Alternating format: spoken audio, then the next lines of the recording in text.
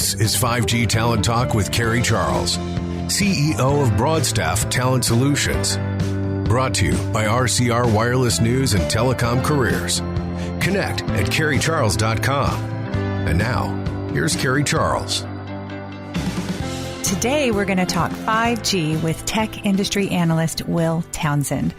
Will is a senior analyst at Moor Insights Strategy. He's focused on telecommunications, infrastructure, carrier services, and enterprise networking. Will has over 25 years of experience with tech leaders, Dell, Compaq, and Hewlett-Packard. Will, thank you so much for being with us today on 5G Talent Talk. Thanks for having me, Kerry. So Will, tell us more about your work at Moor Insights Strategy. Yeah, so I manage the overall networking practice for our company. As an industry analyst, I like to tell people that I get paid for my opinion. but I travel the world and spend time with infrastructure providers, on the enterprise side, the Ciscos and HPEs of the world, as well as the Nokias, the Samsungs, the Ericssons, the Huaweis. I spend a lot of time with operators as well. So the T-Mobiles, the Verizons in the U.S., the SK Telecoms in South Korea. So I get a good feel for not only the technology, but also the services that get layered on top of the technology. So, Will, there's lots of hype around 5G and especially the use cases. Now, we know that fully autonomous vehicles could take 5 years or more to really come to reality. So what are some practical, shorter cycle use cases that we're going to see?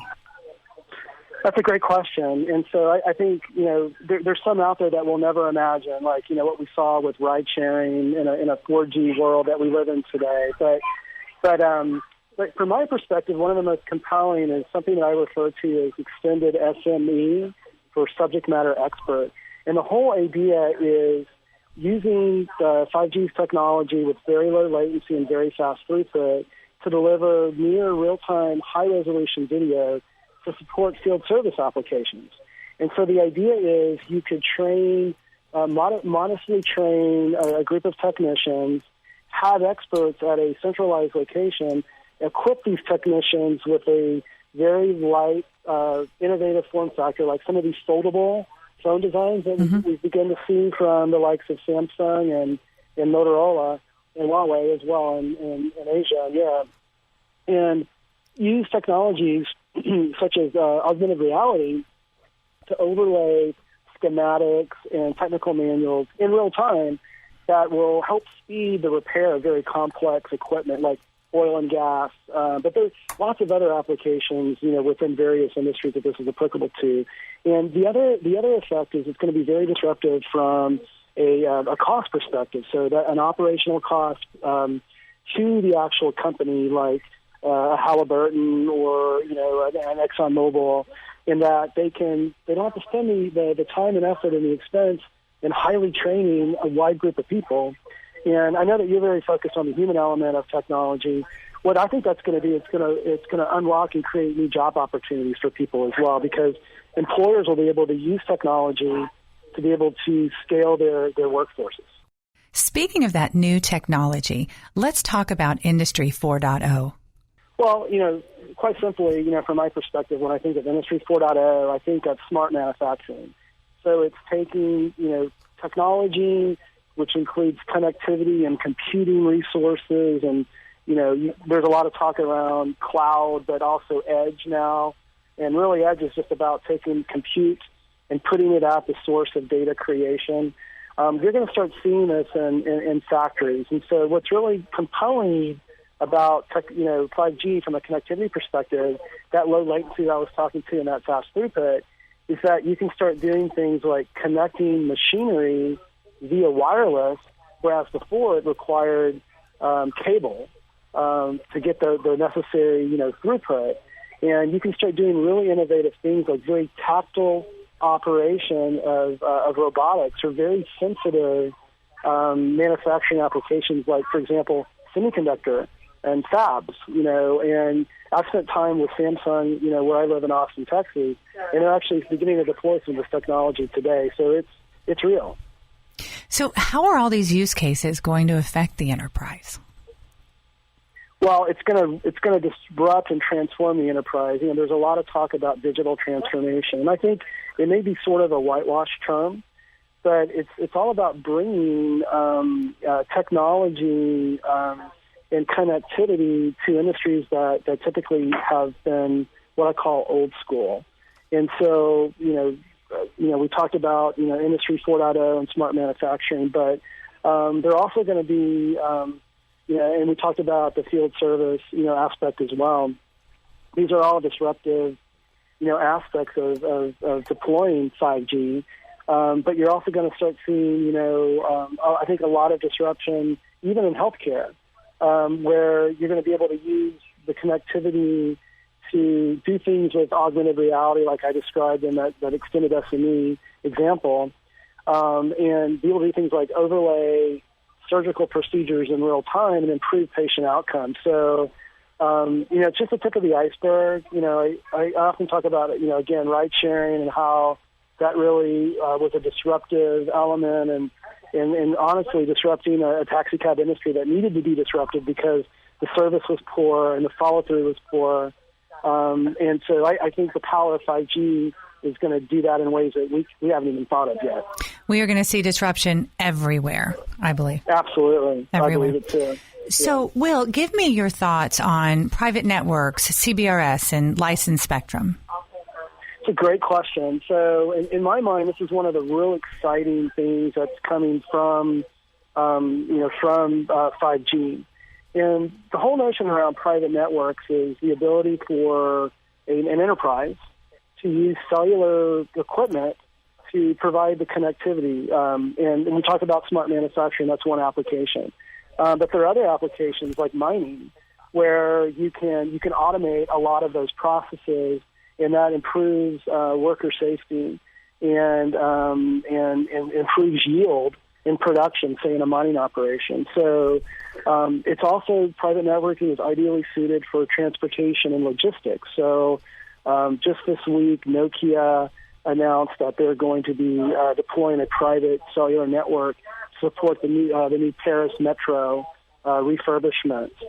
When in my home state of Texas, you're beginning to see it's been LTE, but it's going to transition to 5G deployments with the Dallas Area Rapid Transit Authority, DART, as well as Love Field Airport in Dallas. So you're beginning to already see the power of these private networks. And not that Wi-Fi is going to go away. Wi-Fi is ideally suited for indoor environments where you have a density of access points. Wi-Fi 6 brings improvements in latency and throughput, just like 5G. But it is what's referred to as unlicensed spectrum. So it tends to get crowded and contended with other wireless devices. The power of cellular technology is that it's licensed spectrum, it's dedicated spectrum, and you can slice that and dedicate that to these really compelling use cases. So 5G and edge computing will drive this always-on, high-performing network, and that's going to lead industries to automation. We're already seeing that now. So how will it affect enterprise and especially the workforce?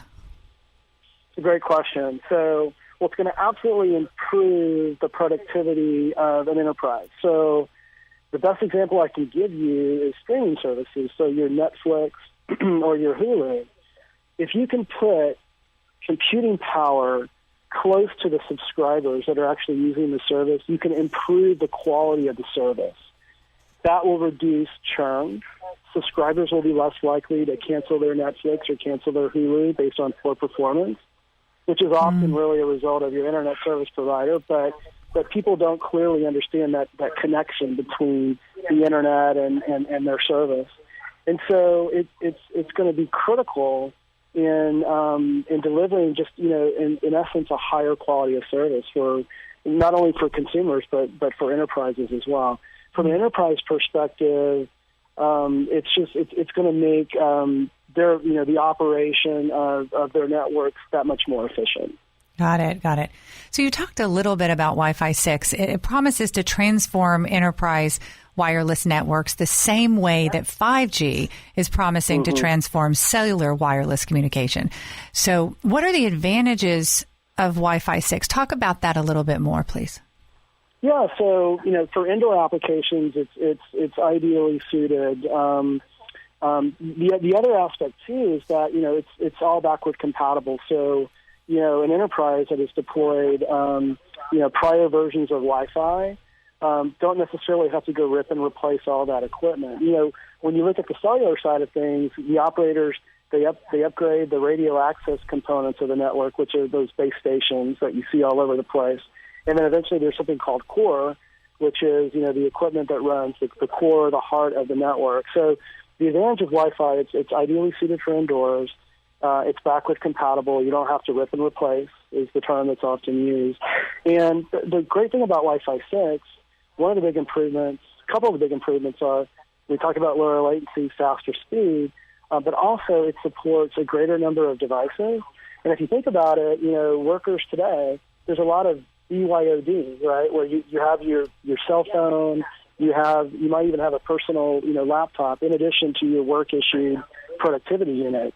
And so with Wi-Fi 6, there's the ability to support a greater number of devices, and it's also very power efficient.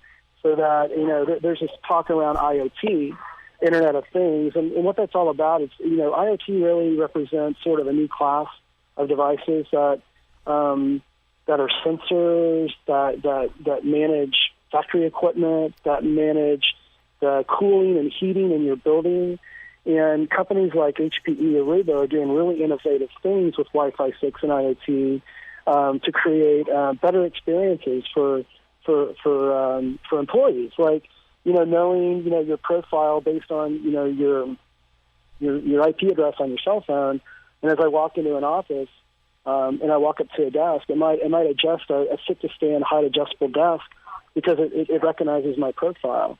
Or I'm able to walk into a meeting room that's connected, and it's able to sense that I'm in there and automatically book me in that meeting room if it's free for a meeting. So there are a lot of innovative things that Wi-Fi 6 are going to bring to the enterprise from what I refer to as kind of location-based services. So I'm really excited to ask you this question from an analyst point of view. What changes are we going to see in the workforce in the next 5 years? How can we prepare for these changes? How can enterprise prepare for these changes? So, there's a lot of gloom and doom and concern about how network automation could eliminate jobs, and how, a lot of what 5G can enable is automation. And from my perspective, there will be elimination of what I refer to as more of the more mundane, less value-added, jobs. But it's also going to create a whole host of new jobs. So you will need higher-skilled, higher-paid people to manage this network automation. And when you talk about digital transformation in the enterprise, I mean, you're going to need experts that are managing that journey as well. So there will be a net effect of, I think, some of those lower-level job opportunities that disappear that are replaced by automation. But I feel that what's going to be more than made up for that are these higher-skilled, technician jobs. And I witnessed this. I mentioned the Samsung plant visit in Austin that I went to. They were talking just about that, how they've automated the fab, the semiconductor process within the plant. Now that's reduced the people in the bunny suits that are looking individually at the wafers. But what that's done, it's created new jobs, higher skilled jobs, higher paying jobs for those people to manage the equipment and the operation. So I think the net is that there'll be a tremendous amount of job creation that comes from 5G and just the whole digital transformation in the enterprise. So, Will, let's make some predictions. We want to look at what's coming for 5G in 2020, but, we would be remiss if we didn't mention what's going on right now with COVID-19 and, how this is going to affect the rollout of 5G, the progress in 2020. I mean, what are your thoughts around that? It's a great question. And so I don't believe COVID-19 is going to slow the deployment of 5G. In fact, I think it could speed it, and let me explain why. 5G has the ability to bring extremely immersive experiences on a mobile basis. And so, you talk about AR, augmented reality, virtual reality. I think a lot of these event planners and the companies that put on these events are going to start to have to think, like, in the future, we need to make more of the tracks to these events more online and more interactive. So I think 5G can help with that it can make it a more immersive experience. And I'll give you an example. In my hometown of Austin, Texas, South by Southwest was canceled for the first time in 30-something years. Well, look at the emphasis of that show. It's about music, interactive, and film. If I'm the South by Southwest organizer, I would basically convert my interactive track all online and look at using immersive technologies like AR, VR, Wi-Fi, and 5G in those outdoor areas, to make it a more, sort of online, immersive event. So I think there's an opportunity, for 5G to really help kind of, plug the gap. And, we've been here before, right? So we've been through 9/11. We've been through avian flu. We've been through SARS. Now, the spread of those last two wasn't as dramatic as COVID-19, but we were able to use video. We were certainly not in the 5G world back then, so I'm excited about how 5G can really help pick up the slack.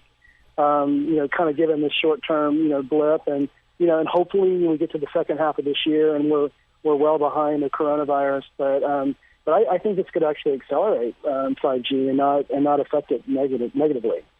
I truly believe, Will, that opportunity is born out of adversity. Yes, I agree. Yes. My biggest personal growth in my life has been at those times where I hit adversity. And, for people that haven't experienced that, it's a character builder, and it makes you a stronger person and appreciate more. And so I think that's the human element. So I think we're all going to come out of this with better hygiene in public, and in a better appreciation, just for the power of communications in general. Yes, I believe that. I really do. Will, this has just been absolutely fantastic. I thank you so much. Where can our listeners reach you? You can find me on Forbes, so I publish quite a bit. So just Google Will Townsend Forbes, and you'll see a lot of the things that I write about 5G. If you want to follow me on Twitter, I'm at Will Town Tech, TOWNTECH. All right, wonderful. Well, Will, thank you so much for joining us today on 5G Talent Talk. Thank you, Carrie. Of course. And thank you all for listening to this episode of 5G Talent Talk, brought to you by RCR Wireless News, Telecom Careers, and Broadstaff 5G Talent Solutions.